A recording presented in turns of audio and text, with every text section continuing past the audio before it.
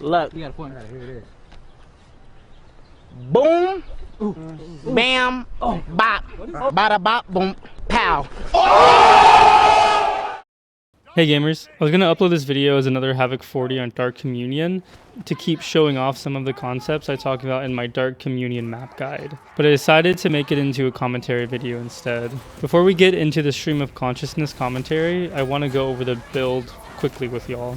So the selected talents on this tree are what I would probably use as a baseline. The blue ones are the ones that I used in this video, and the yellow ones are options that you can use if you want to spec into something a little bit different. Also, make sure you check out the FATMANGUS build that AA put up. It's a pretty interesting, different little thingy that exists, and a pretty funny video too. I'm not too experienced yet with the Relic Blade build and Zealot Shroud-filled playstyle, so I'm still testing a bunch of stuff out, trying different blessings and seeing how it feels. I'll probably end up making a build video of that though, if I find it interesting enough to do. Alright, so we're gonna get into the actual commentary now. Before we do that, I would super appreciate if you guys hit me with a subscribe and a like or even a comment. Alright y'all, let's get right into it. So starting off the run, you can see that we've just dropped down and haven't pushed too far up because we're dealing with weakened monstrosity that spawns. By the way, for the weakened monstrosities, they are just a chance to spawn instead of specials.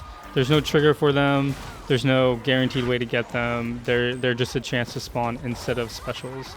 And they even use up a higher like point system for specials, so that they eat more of those slots, as far as I understand at least. So there you kind of see I got myself in a little bit of a corner and got super punished for that because of the dog. That was an example of poor positioning.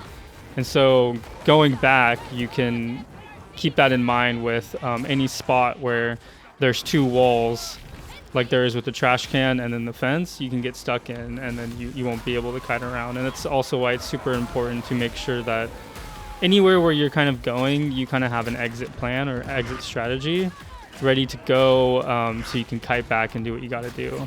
That's why there's obvious good places to fight and obvious bad places to fight, because the bad places will obviously have those like dead ends, and like so that's what you really want to avoid when you're picking places to kind of like anchor and hold, are to avoid the dead ends. So we passed the twins trigger, right, which was just underneath that little hole in the little cafe thingy or whatever that is, and we didn't get anything. Didn't get a ritual either, which we would have gotten by now. I actually don't remember if this map has rituals, but we'll find out, I guess. Yeah, so here I'm pushed up a little bit further than the rest of my team. I'm keeping that in mind and making sure that I'm aware of the conditions that the run could be kind of ruined, which is like getting trapped. And so, and not that you shouldn't always be doing this, but it was more in front of my mind where I'm like, this trapper, I need to make sure I execute whatever I need to do with this trapper perfectly, or it could be really bad. And so I was really aware of that. So here, the kind of play style that I'm doing is I'm like kind of frontlining. What I'm doing in particular though with these shotgunners is I'm playing super in their face so that they pull out their ranged weapons, so that we can take this space down and not have to worry about them all blasting someone at the exact same time, which is what usually happens when spawns like that like get line of sight of someone at the same time. So we have Rotten here, and it's kind of a pain in the butt to deal with. We do have a lot of dots going on, so that's it makes it a lot easier. Looking at our comp, we have me, a Zealot, obviously, a Psyker, and a Scum. With Tox, Soul Blaze, and then I'm running the Flamer, so we have Burn.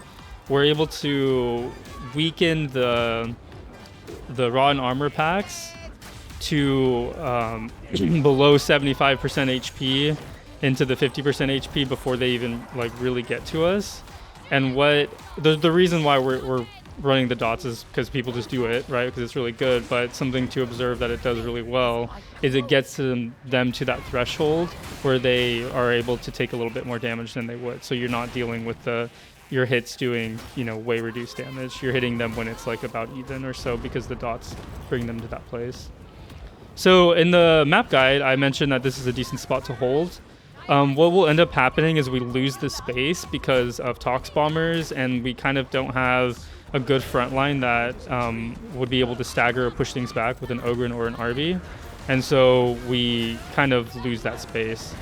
What I'm doing here is the tech that, like I mentioned about the build that AA put out, he puts out a guide on the tech as well, which is to hold block, let go, hold left click while sprinting, and then you'll do the poke attack. I would say take a look at his video. He does a really good job at giving you the algorithm, basically, like the list of instructions on how to do it. And it's something that I personally haven't ever had to do because I never really played the Relic blade because I was just doing other stuff. And so now it's something I'm learning and trying to improve on and get better at doing each time that I have an opportunity to.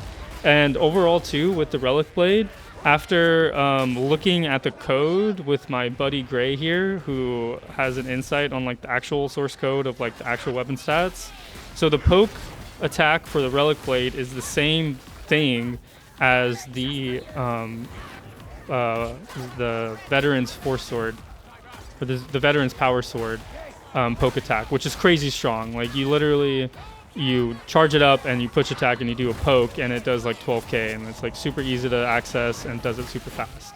And so the Relic blade while charged poke attack has similar damage profiles, and so it's doing something like 3x damage than it would otherwise because it just is that way in the code. And so that's why that attack itself is so crazy strong, is because it has so many different multipliers going on with it, with finesse, with crit, with the weak spot, with it being powered. It just scales like crazy. So like on bosses, you'll be able to hit them. Like I literally have hit a boss for 107k with a backstab with this weapon, and it's because of things like that. It's because of the talents in the zealot tree. And honestly, the blessings on the Relic blade don't really play a huge role into that, which is kind of surprising because there's not really crazy strong like crit damage or finesse damage or like strength blessings that get a lot of value. There is one that gives you 20% strength when depending on the charge, but when trying it, I didn't really like it too much, and so I just kind of have been trying out the ones that I have on right now, which I think is Cranial and Rampage, but Overload's pretty good, Wrath is pretty good, and it's kind of just a try things out, see what you like, and use it. Like the blessings are pretty flexible.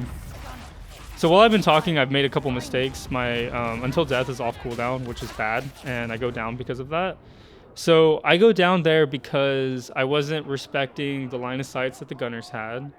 I wasn't respecting my resources, my cooldown, and I wasn't respecting what my teammates were doing in conjunction with the enemies that I was engaging with. And all of that combined got me just bursted down.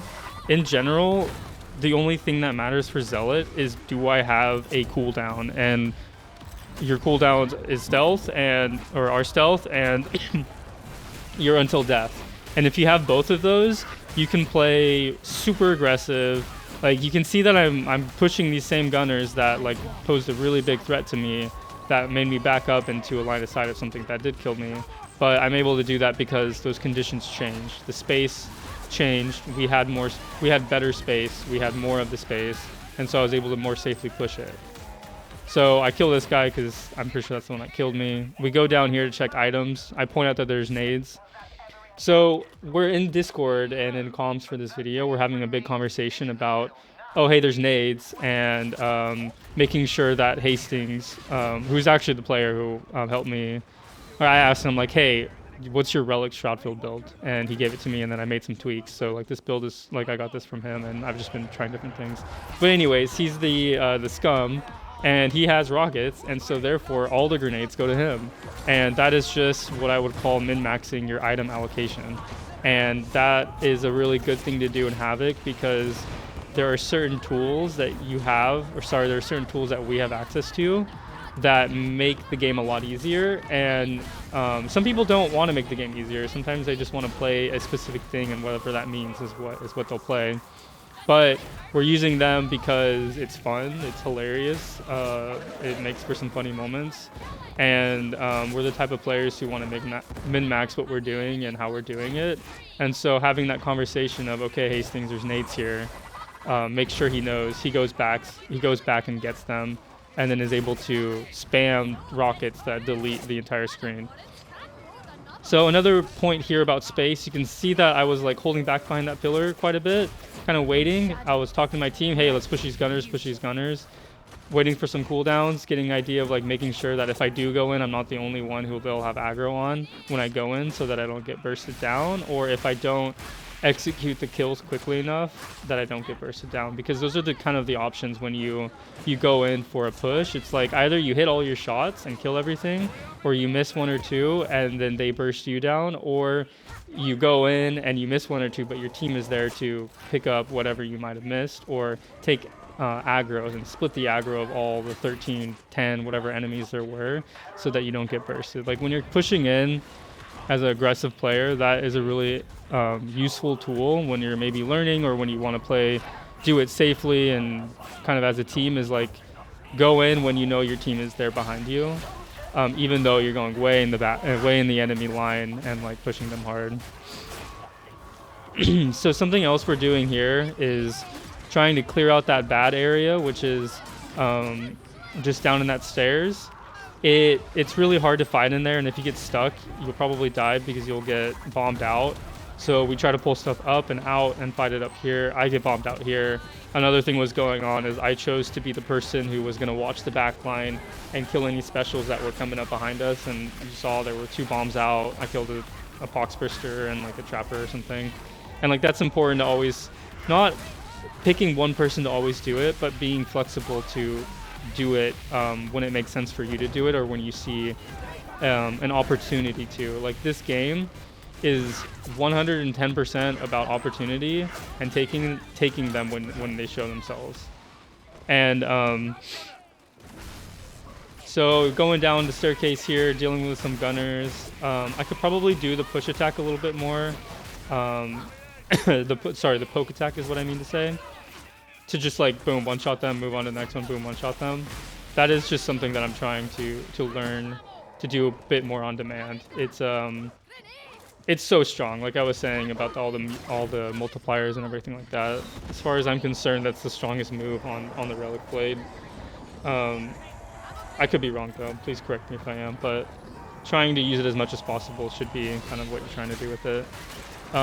Although the cleave when you're powered is so good, it's crazy how many different armor enemies you can hit, and you can weak spot them while you're doing it too. So that's kind of what I'm doing in the meantime, is just spamming it into the cleave into hordes.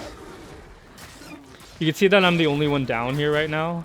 That trapper could have like really ruined my day there. I think I would have been fine because my team was close enough and there wasn't really anything on me.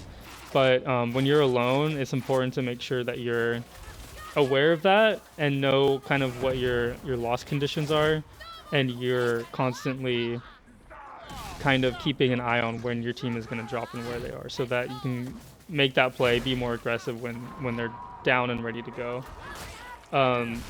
This game is best played as a team, in a team environment, and that's honestly how I have the most fun playing it. And so we play that way as much as we can. Like right now, Hastings is grabbing all the grenades. There were literally 2 nade drops, and he just launches as much rockets as he can to see what he can hit. I go down to try to trigger stuff, and then maybe he gets to use the rockets on like a spawn or something like that, but I don't think we ended up getting anything. So this map, so for this area in the map, it's kind of sus. It kind of is however you want to do it. I like to go here to the left. There's some items back here you can check for. I think there was a combat stim back there that I missed. But it lets you hit a trigger for a captain or a monstrosity, a full health monstrosity, and then it gives you these like little like chokes you can kind of like back up through. So initially I kind of like to hold up there, and then as it makes sense, pull back down the stairs. We pulled back down the stairs a lot quicker than we normally would because we don't have an Ogren or an RB pushing stuff down, which gives you a lot more time in those chokes because you can personally hold them. So I'm not sure how that messed up. I think that was a front hit And that was just kind of like, I would call it just like a learn to play thing on my part, to know where their back is while they're getting up. Like, I thought I was, but it was weird. He just like kind of flipped around because he was like on his knees. I think I do end up getting the one shot here maybe after. We'll see. It's kind of scary because he's red, and when they're red, they don't get staggered by anything, even their shield popping, and so they'll just channel on you. As far as captains go, it's super important to make sure that they're under control. It doesn't really matter who has it, they just need to be under control. And they need to be ideally in one spot so that people can easily do damage to their shield, so that the damage dealer who does boss damage can have the opportunity to do the thing that their build does super well. Another thing about this game is that it's super team orientated, like I mentioned, but what pushes that even more so is that when you enable your team and you identify who is good at what, you're doing something that that Big Dom actually talks about a lot in his Discord, is force multiplying. So Skull Crusher and Focus Target are good examples of that. It's not just more damage for you, it's more damage for your team. So that damage is 4x. It's multiplied by each player on your team. That enemy would be taking that additional damage. That goes with enabling certain players to do certain things. Like the Fire Staff Psyker, for example. If you enable them to sit in the back and hold left click, they're going to do a lot more damage than they would if they're constantly turning around, dealing with specials, or getting their shit pushed in by elites or something like that. Same thing goes with the Ogryn. If you are a Psyker and you throw a bubble on the front line, way in front of you, where you don't need to be, on the Ogryn, now you're enabling your Ogryn to now not have to worry too much about trappers or other threats like that, so that he can or she can do Ogryn things better, as in keep enemies on the ground. Maybe they're doing damage, maybe they can now do damage a little bit easier. They have very few dodges, so them not having to worry about trappers is a huge thing to let them use those resources for other things that are more in their face. And so that's another thing that I think is super important when you're playing Bubble Psyker, is to use a really aggressive bubble and keep it in the front line, far in the front line. So kind of back to what's happening on the screen. Because of our comp, you know, we don't have a bubble, but we do have a Psyker. He's using, what's it called? Shriek. We're playing in the middle, right? We're playing a little bit out. We don't have the capability to anchor anywhere, and in fact, we don't want to, because there's Rotten Armor, which takes longer to kill. So we're just kind of fighting it in the open and kiting around. It's a little bit harder to do, but it's definitely a fun way to play, and it just happened to be what we were doing because of our comp and because of the builds people were running. So I just realized, this run is fucking red rotten, which is a pretty annoying mutator combination to deal with, because not only do they have more health, but now they get that like immunity to certain things when they're red, and the attack speed and all that stuff.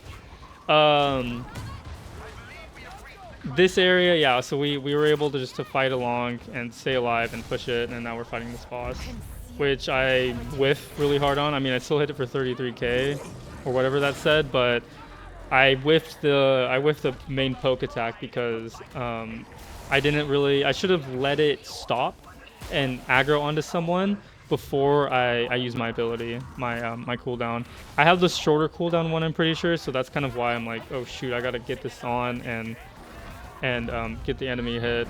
Like there again, I just was too quick. I should have waited. I should have positioned better and then use it.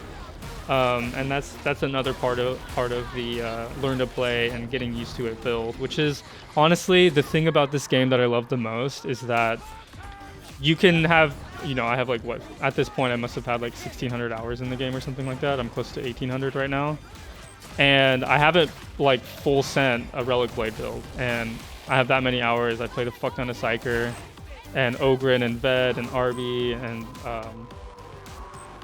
I guess my scum is like almost level 100, but there's tons of builds and they're so different from each other, and you can choose a build to play, and there's a lot of learning to do and a lot of things to learn about that build that you get to do. And the Relic Blade in particular is a very mechanically deep weapon in that there's lots of different things you need to learn on how to use it that to really enable the damage that it can do and enable like its strength, right?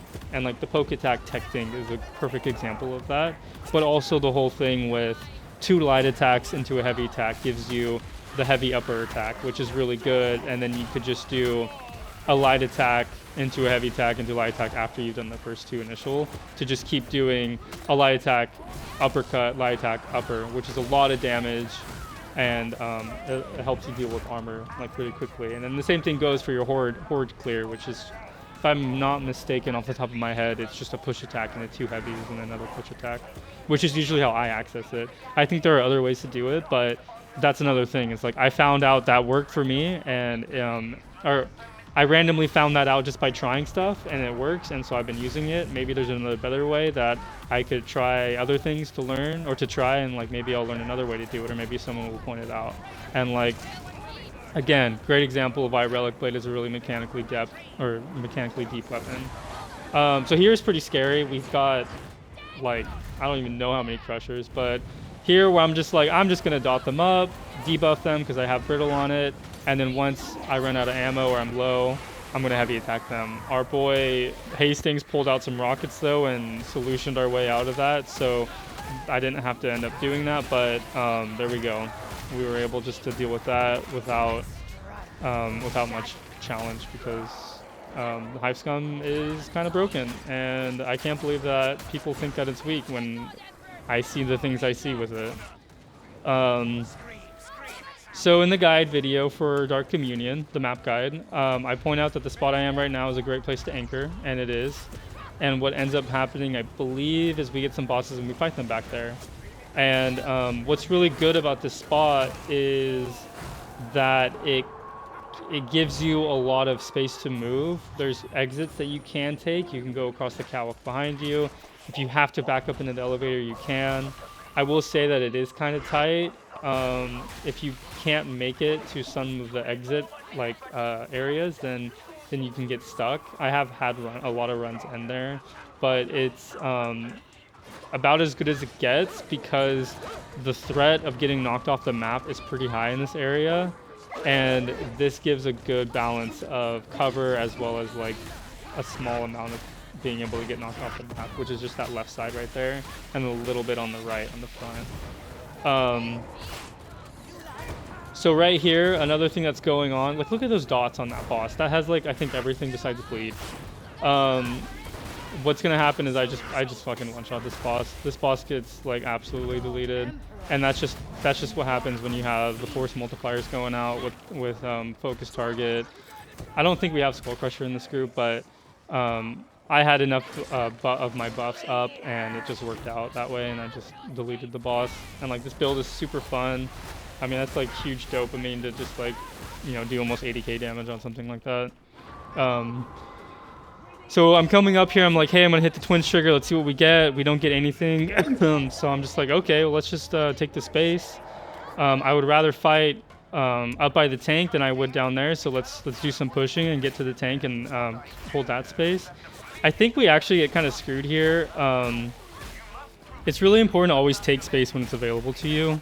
It's definitely something that I would like to make a video about, to talk about space and talk about pacing, like Rock kind of did. I want to elaborate a bit more on what he said, but also itemization and item resources, and the concept of like you having resources with your ultimate and your health and your toughness and your abilities and stuff like that. But yeah, going back, we're kind of holding this tank, pulling as much as we can. I put down the ammo crate there because I could see that we're getting a lot of stuff spawning, and I saw that Hastings didn't have nades, or he was low, or I wanted to be like, hey, I'm gonna go hit some triggers, grab these nades, have them ready to go, and then we'll kill with whatever we get here.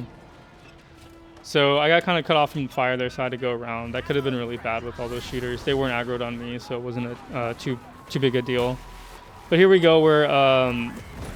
We got the twins. There's a little bit of a horde. I know that we don't have that much control, so I pull out the flamer to lower them a bit, or like lower the quantity of them a bit. Oh, we do have Skull Crusher actually. I just saw the 8 on the twin there.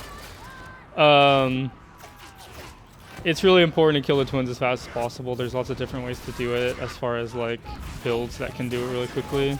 The build I'm running right now, it obviously is like a pretty crazy boss killer, but focus target, Skull Crusher is about as much as you need, and I think any weapon gets multiplied enough to where it'll get rid of them really quickly. I mean, even the dueling sword like really shines with that because of the finesse multipliers. Yeah, this bridge can be pretty tough. That's why I'm kind of running far ahead, is to take the space, get to the choke, hold the choke, and then what I want to do here is get a boss trigger so that we can clear the space in front of us and get through the map faster.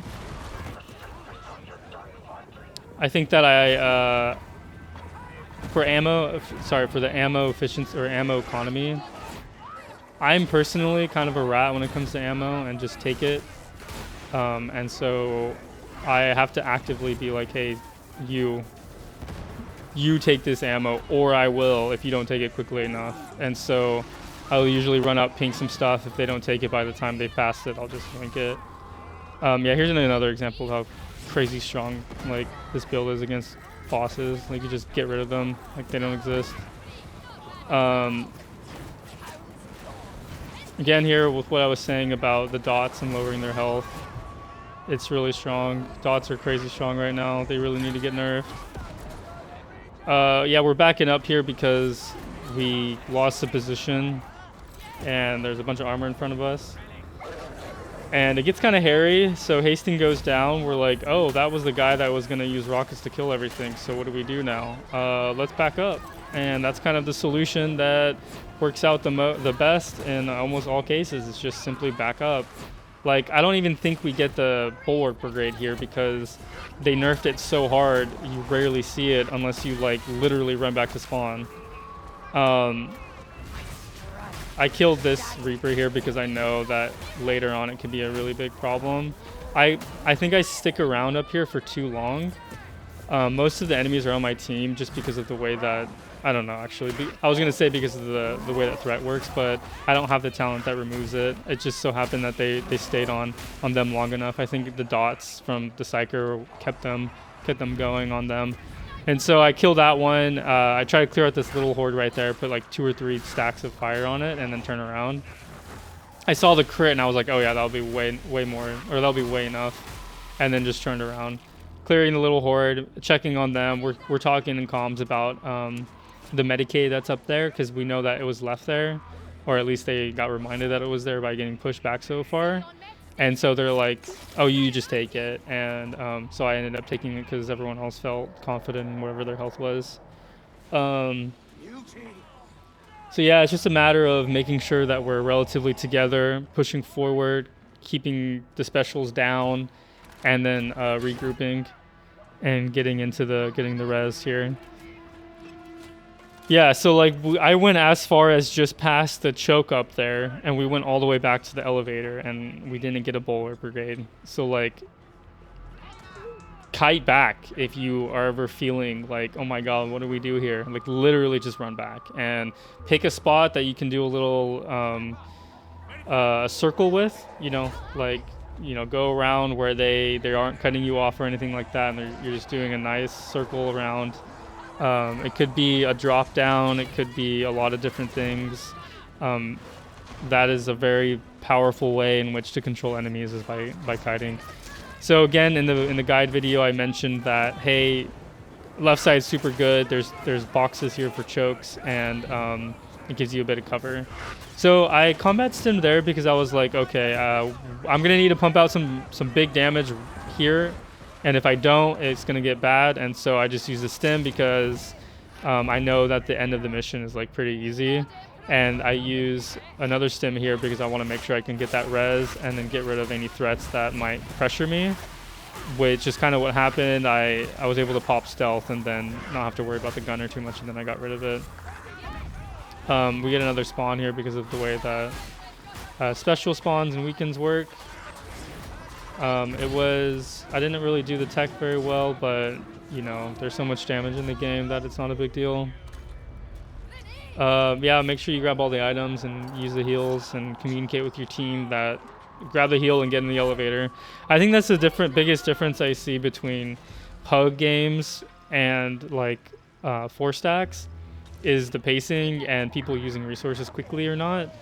It's so important just to go. Like, sticking around does nothing but hurt you. You get specials in your butt and you get poxwalkers, little mini hordes, and it just wastes time. And you could be finishing a mission that normally takes an hour and, you know, like 30 minutes, like what we're at here. That's also something that's really interesting about the Hong Kong region is that the meta in like the way they play is fast, right? Like they want missions to be 25 minutes, 30 minutes, and not 45, 50 minutes. Like, and the way they play is, why would I wait and hold back when I could just bubble or zealot book and just run past it? I could simply just run past all these enemies and go to the better choke.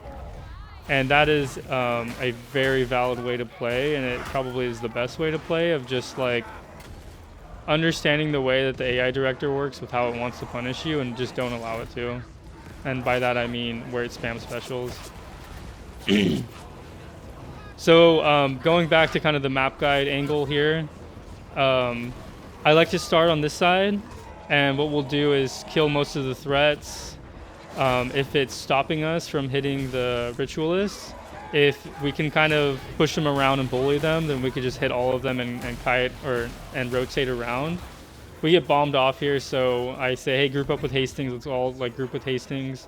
He hits the side one, this middle one, he's hitting that one up there. And then the last one over there is about to die, and it dies. Preferably, I don't think you should kill the last one until everyone is positioned on this far side, because the pushback can screw up people, and then people can get cut off by the enemies that come through the wall when it breaks. So it's a good idea to be a little bit more coordinated with when you're popping the last ritual for that reason.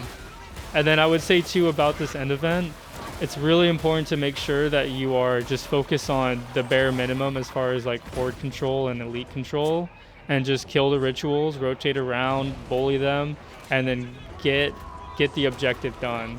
Kill the ritualist, kill the tanks or whatever they are, yeah, tanks, and then you're done with the mission.